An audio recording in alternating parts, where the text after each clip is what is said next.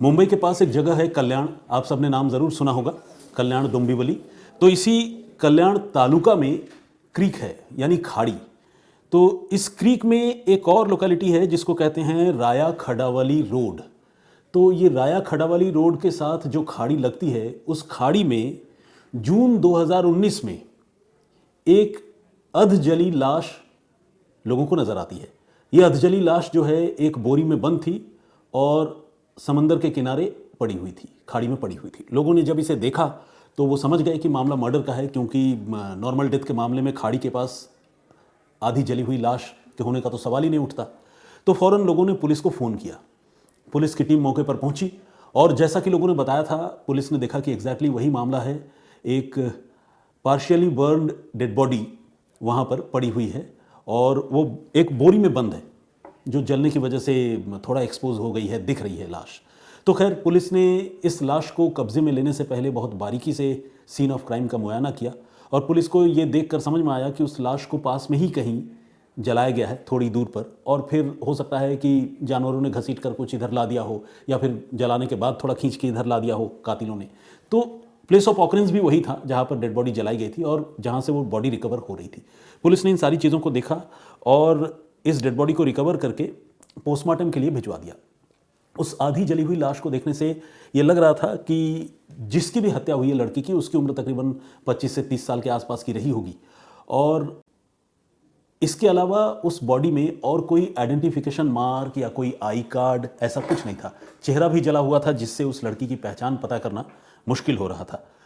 तो पुलिस ने उसको पोस्टमार्टम से भिजवाने से पहले उसकी डेड बॉडी को बहुत बारीकी से स्कैन किया, देखा, और उसमें से पुलिस को कुछ चीज़ें नज़र आई। एक तो चीज़ नज़र आई कि जिस बोरी में वो लाश डालकर जलाई गई थी, उस बोरी में कुछ मुर्गी के पंख थे और इसके अलावा लाश की बाजू पर एक ताबीज़ जो है वो बंधी हुई थी और उस ताबीज़ में स्क्वायर शेप की थी वो। उस ताबीज़ में बांग्ला भाषा में कुछ लिखा हुआ था और इसके अलावा उस लड़की के हाथों में मेहंदी रची थी और वो जो मेहंदी की जो डिज़ाइन थी, जो आर्ट फॉर्म था, वो आर्ट फॉर्म थोड़ा डिफरेंट किस्म का था, जो आमतौर पर मुंबई महाराष्ट्र के लोग जो है वो इस्तेमाल नहीं करते, मतलब देखने को नहीं मिलता।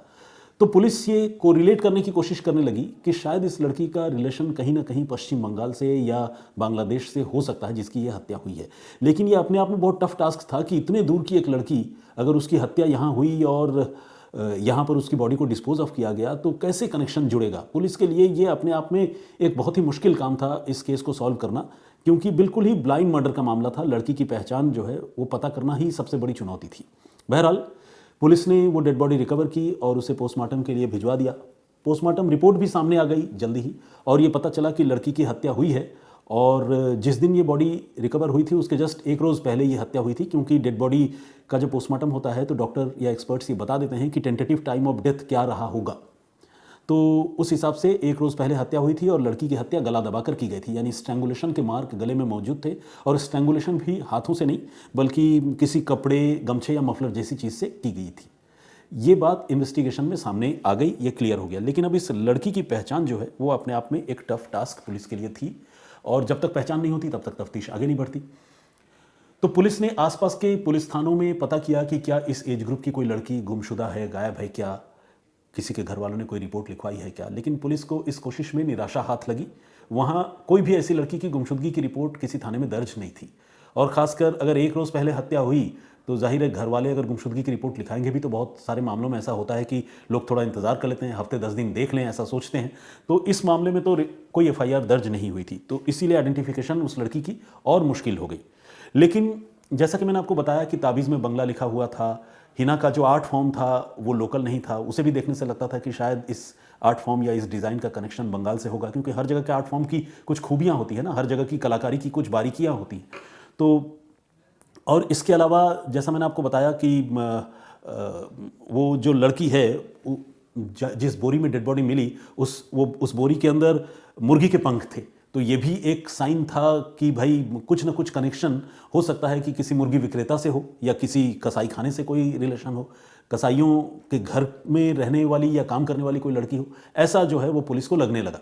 तो खैर, पुलिस अब इन्हीं सारी बातों को ध्यान में रख के तफ्तीश करने लगी और पुलिस ने तय किया कि आसपास जो भी बांग्लादेशी लोग हैं, बांग्लादेशी इमिग्रेंट्स हैं, चाहे वो मतलब घुसपैठिए कहूँगा मैं, उनकी जो बस्तियाँ हैं वहाँ पर जाकर पुलिस पता करेगी, ऐसा पुलिस ने तय किया।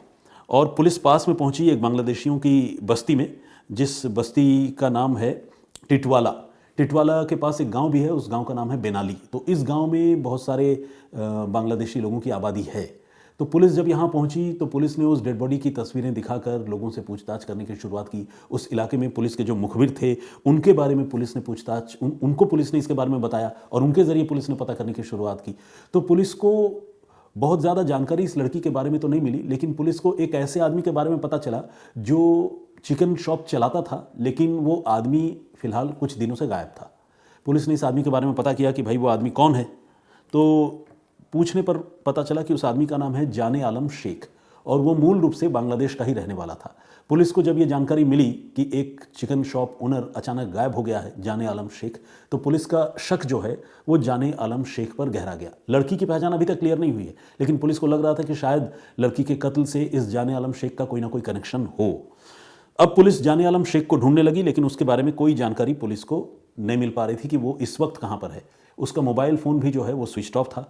ये भी एक इंडिकेशन था कि हो सकता है क्राइम से जाने आलम शेख का कोई लेना देना हो, लेकिन कंफर्मेशन नहीं हो पा रहा था क्योंकि भाई वो तो फरार ही था और लड़की के बारे में तो और भी जानकारी नहीं थी। अब पुलिस ने जाने आलम शेख के बारे में और ज़्यादा जानकारी जुटाने की शुरुआत की। जब पुलिस ने लोगों से पूछताछ की उसके व्यक्तित्व के बारे में, उसकी पर्सनालिटी के बारे में कि कैसा है, कहाँ रहता है, क्या खाता, मतलब उठता बैठता कहाँ है, नशा वशा करता है नहीं करता है, तो पुलिस को उसके बारे में सारी जानकारी मिली, जिसे हम बोलचाल की भाषा में कहते हैं ना कि सारी जन्म कुंडली पुलिस ने उसकी वहाँ पर खंगाली। और इसी कड़ी में पुलिस को पता चला कि उसका एक लड़की से रिलेशन भी था, जिस लड़की का नाम है मोनी कुमार, और ये मोनी कुमार भी मूल रूप से बंगाल की ही रहने वाली है। तो पुलिस को ये पता चला कि जाने आलम का मोनी कुमार से रिलेशन है, और इस बीच जाने आलम तो गायब था। मोनी कुमार के बारे में जब लोकल लोगों से पुलिस ने पूछताछ की तो पता चला कि वो मोनी भी काफ़ी दिनों से नहीं दिख रही है, तो दोनों गायब थे। अब धीरे धीरे पुलिस का शक जो है वो गहराता जा रहा था। पुलिस को लगने लगा कि हो सकता है कि कातिल जो है वो जाने आलम हो और जिसकी लाश मिली है वो लड़की कोई और नहीं बल्कि मोनी कुमार हो, लेकिन यहाँ पहचान करने वाला कोई नहीं था और कातिल पुलिस की पकड़ से बाहर था, तो इसीलिए पुलिस कंफर्म नहीं कर पा रही थी। छानबीन करते करते मैंने आपको बताया कि जून में ही ये बॉडी मिली थी, और एग्जैक्ट डेट पुलिस को पता चली कि इस आदमी ने 22 जून को अपना चिकन शॉप बंद कर दिया और उसके बाद से ये आदमी नज़र नहीं आ रहा है। तो खैर अब पुलिस का सारा जोर, सारा ध्यान इस आदमी को लोकेट करने पर टिक गया। पुलिस ने उसके मोबाइल नंबर अरेंज किए जो ऑल्दो स्विच ऑफ थे, लेकिन पुलिस ने उनको सर्विलांस पर लगाया इस उम्मीद से कि अगर स्विच ऑन होता है तो आज नहीं तो कल उसकी लोकेशन पता चलेगी और उसे हम एप्रीहेंड करेंगे, पकड़ लेंगे। पुलिस की ये कोशिश जो है वो रंग लाई। उसका मोबाइल फ़ोन देर सवेर ऑन हुआ, और वहीं ऑन हुआ जहां उसके ऑन होने की सबसे ज़्यादा संभावना थी, पश्चिम बंगाल में बीरभूम ज़िले में। बीरभूम तो अपने देश का ही हिस्सा है, तो बांग्लादेशी वो जाने आलम शेख ज़रूर है, लेकिन बीरभूम में वो रहता था प्रॉबली, इसी वजह से बीरभूम में उसके मोबाइल फ़ोन की लोकेशन नज़र आ रही थी। पुलिस को ये बात समझ में आ गई कि ये यहाँ से भागकर बीरभूम चला गया है और ज़रूर इसने हत्या की है, वरना इस तरह से अचानक मोबाइल फ़ोन ऑफ करके भाग जाना और उसकी पार्टनर लड़की का भी कोई अता पता न होना, ये इस बात की तरफ इशारा करता है। तो खैर अब पुलिस बीरभूम में उसको पकड़ने के लिए मुंबई से रवाना हुई, कल्याण से, और फाइनली उसे बीरभूम में पुलिस ने पकड़ लिया, गिरफ्तार कर लिया। अब पुलिस ने उससे पूछताछ शुरू की। शुरू में उसने झूठी सच्ची तमाम कहानियां बताई, और फिर जब उससे सख्ती की तो उसने अपना जुर्म कबूला और कहा कि हाँ, मोनी कुमार जो उसकी गर्लफ्रेंड थी या पार्टनर थी, जो भी आप कहें, उस मोनी कुमार का उसने कत्ल किया था, और कत्ल करके लाश उसने उसी कल्याण में जो राया खडावली रोड पर जो क्रीक है, खाड़ी है, वहाँ पर उसने वो फेंक दी थी। और इस कत्ल में उसकी मदद की थी उसके कज़न मनीरुद्दीन अबू शेख ने। लेकिन सबसे बड़ा सवाल ये था कि इन्होंने कत्ल कैसे किया और क्यों किया। तो सबसे पहले कत्ल कैसे किया इसके बारे में आपको बताऊं। ये जो मोनी कुमार है उसके साथ जाने आलम का काफ़ी दिनों से विवाद चला रहा था, और इस विवाद की वजह से जाने आलम उसको रास्ते से हटाना चाहता था, उसकी हत्या करना चाहता था। लेकिन एक अकेला आदमी एक लड़की की हत्या करके उसके लाश को भी ठिकाने लगा दे, ये काम उसे थोड़ा मुश्किल लग रहा था। तो उसने फिर तय किया कि वो अपने कज़न मनीरुद्दीन अबू शेख की मदद लेगा। उसको उसने भरोसे में लिया, कुछ लालच दिया, और दोनों ने मिलकर 22 जून के रोज़ ही, जिस दिन उसने अपनी दुकान बंद की थी, उस दिन उसने मोनी कुमार को अपने घर में बुलाया, और बुलाने के बाद पहले तो अपने पास मौजूद गमछे से उसने उसका गला घोंट दिया। गला घोंट कर उसकी हत्या कर दी। फिर हत्या करने के बाद चूंकि वो चिकन शॉप चलाता था और वहाँ बोरी में भरकर चिकन लेकर भी आता था और जो वेस्ट मटेरियल होते थे वो भी उन बोरियों में फेंका करता था। तो ऐसे ही एक बोरी उसने उठा ली जिस बोरी में मुर्गियों के पंख जो है वो पहले से पड़े हुए थे, मौजूद थे। अब इसे तो लाश ही ठिकाने लगानी थी, कुछ ऐसा जिसे कहते हैं ना कि कोई प्रॉपर काम तो करना नहीं था साफ़ सुथरा वाला। तो उसने उस गंदे से बोरी में ही जो है इस लड़की की लाश, मोनी कुमार की लाश भर ली और दोनों भाइयों ने मिलकर उस लाश को किसी तरह से ढोकर रात के अंधेरे में वो लेकर गए वहाँ राया खड़ावली के खाड़ी के पास क्रीक तक, और वहाँ पर ले जाकर उन्होंने मोनी कुमार की लाश जला दी। लाश जलाने के बाद जब उसका चेहरा पूरी तरह से विकृत हो गया, बिल्कुल पहचान पाना मुश्किल होने लगा बॉडी को, तो फिर इन लोगों ने तय किया कि अब कोई पहचान नहीं पाएगा और मोनी कुमार का चूंकि यहाँ कोई घर परिवार वाला भी नहीं है तो ऐसे में कोई ढूंढने भी नहीं आएगा। तो वो इत्मीनान हो गए कि अब वो कभी पकड़े नहीं जाएंगे। फिर वो वापस अपने अपने घरों में आ गए, अपने ठिकाने में आ गए। लेकिन सेफ साइड में कुछ दिनों के लिए वो जो आरोपी है जाने आलम, वो भागकर बीरभूम चला गया था। तो जाने आलम की पहले गिरफ्तारी हुई, उसकी निशानदेही पर उसके भाई कज़न मनीरुद्दीन अबू शेख की भी गिरफ्तारी हुई और इन दोनों को पुलिस ने गिरफ्तार कर लिया। छानबीन में यह भी पता चला कि इन दोनों का रिलेशन था। पहले तो खैर मना कर रहा था, लेकिन जब पुलिस ने तफ्तीश की तो सच्चाई सामने आई। लेकिन सबूत मिटाने के लिए जाने आलम के पास एक सिम कार्ड था, जिस सिम कार्ड का इस्तेमाल वो मोनी कुमार से गुपचुप तरीके से, खुफिया तरीके से बातचीत करने के लिए करता था। उस सिम कार्ड को उसने एक नदी में फेंक दिया था। तो पुलिस को उस सिम कार्ड को तो नदी से रिकवर करना, रिट्रीव करना पुलिस के लिए तकरीबन नामुमकिन था, क्योंकि नदी में काफ़ी पानी है। लेकिन पुलिस ने उस मोबाइल फ़ोन को रिकवर किया, जाने आलम के फ़ोन को, और उसके मेमोरी कार्ड तक पुलिस पहुंची। मेमोरी कार्ड से पुलिस को बहुत सारे पर्सनल फोटोग्राफ्स और इस बात के एविडेंस मिले कि दोनों के बीच रिलेशन थे। तो ये मोनी कुमार जो लड़की की डेथ हुई थी उसके साथ जाने आलम की रिलेशनशिप को एस्टैब्लिश करने वाला सबूत जो है वो पुलिस के हाथ लग चुका था। इसी के साथ अब पुलिस ने पूछा कि भैया तुमने कत्ल क्यों किया? तो कत्ल का जवाब उसने ये दिया कि उसने तकरीबन 2.5 लाख रुपए अलग अलग किस्तों में मोनी कुमार को दिए थे। चूंकि दोनों के बीच रिलेशन था, अफेयर में थे, तो ये रुपए उसने मोनी को दिए थे और मोनी उन रुपयों को खर्च करती रही, अफेयर था। लेकिन इस बीच जाने आलम को अब अपने पैसों की तलब महसूस होने लगी। उसे लगा कि भाई बहुत हुआ, पैसे मुझे वापस चाहिए। इस तरह के रिलेशनशिप में आपको पता ही है जो कहते हैं ना कि गिव एंड टेक वाला जो रिलेशनशिप होता है, वो रिलेशनशिप का अंजाम शायद ऐसा ही होता है। अगर दिल के रिश्ते हों तो वहाँ पर आदमी हिसाब किताब नहीं करता, लेकिन जहाँ कुछ लेन देन वाली बात हो, रुपए पैसे वाली बात हो, वहाँ पर फिर आदमी जो है बहुत संगदिल तरीके से पेश आता है। तो जाने आलम सारा प्यार मोहब्बत, सारी दोस्ती, रिलेशनशिप सब भूल गया और वो मोनी कुमार से पैसे मांग रहा था। मोनी जब देने से आनाकानी कर रही थी या असमर्थता जता रही थी तो उसने तय किया कि वो मोनी की हत्या कर देगा।